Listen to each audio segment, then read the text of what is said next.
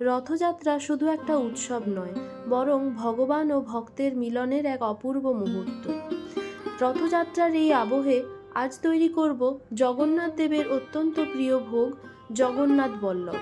কথিত আছে বল্লভ কথাটির অর্থ হলো অত্যন্ত প্রিয়, তাই এই নরম, কোমল আর সুগন্ধি মিষ্টান্ন ভোগ জগন্নাথ দেবের অত্যন্ত প্রিয়।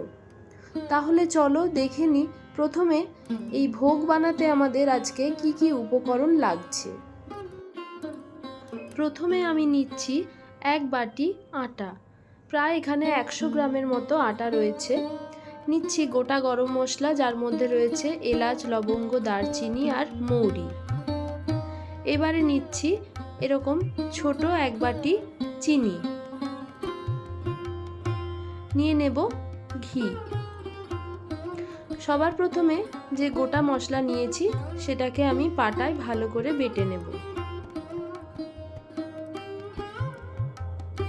এরপর যে কড়াইতে ভোগ প্রস্তুত করব সেটায় 2 চামচ ঘি নিলাম। ঘিটা সামান্য গরম হলে দিয়ে দিলাম 1 বাটি আটা। এবার আটাটাকে লালচে হওয়া অবধি ভালোভাবে ভেজে নিতে হবে। এখন এই ঘিয়ে ভেজে নেওয়া আটাটাকে আমি একটা থালায় নিয়ে নিলাম। ওই কড়াইটাতেই ভালোভাবে পরিষ্কার করে নিয়ে দিয়ে দেব 1 বাটি চিনি। শিরা বানানোর জন্য এরকম একটা ছোট বাটির 1 বাটি চিনি দিয়ে দিলাম, আর ওই বাটি মেপেই দিয়ে দিলাম 1 বাটি জল। যে মশলাটা গুঁড়ো করে রেখেছিলাম সেটা দিয়ে দিলাম। ভালোভাবে মিশিয়ে নিয়ে যতক্ষণ না পর্যন্ত চিনিটা গলে যাচ্ছে ততক্ষণ অপেক্ষা করতে হবে। এরপর ঘিয়ে ভেজে রাখা আটাটা ওর মধ্যে দিয়ে ভালোভাবে মিশিয়ে নিতে হবে।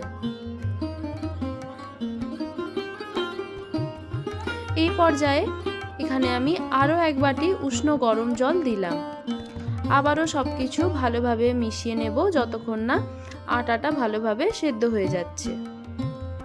সবশেষে দিয়ে দেব 1 চামচ ঘি। ভালোভাবে মিশিয়ে নেব। জগন্নাথ বল্লভের মণ্ড তৈরি হয়ে গেল। এবার এটাকে নিয়ে নিলাম একটি থালায়, যেই পাত্রে আমি ভোগটি নিবেদন করব। গরম থাকা অবস্থাতেই হাতে সামান্য একটু জল লাগিয়ে নিয়ে সমান করে নিলাম।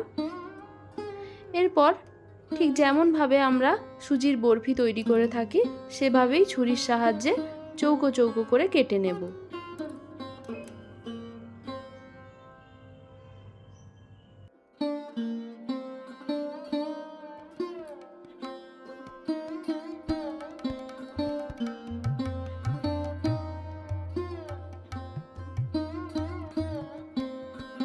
দেখতেই পেলেন কত সহজ উপায়ে তৈরি হয়ে গেল জগন্নাথ দেবের প্রিয় ভোগ জগন্নাথ বল্লভ।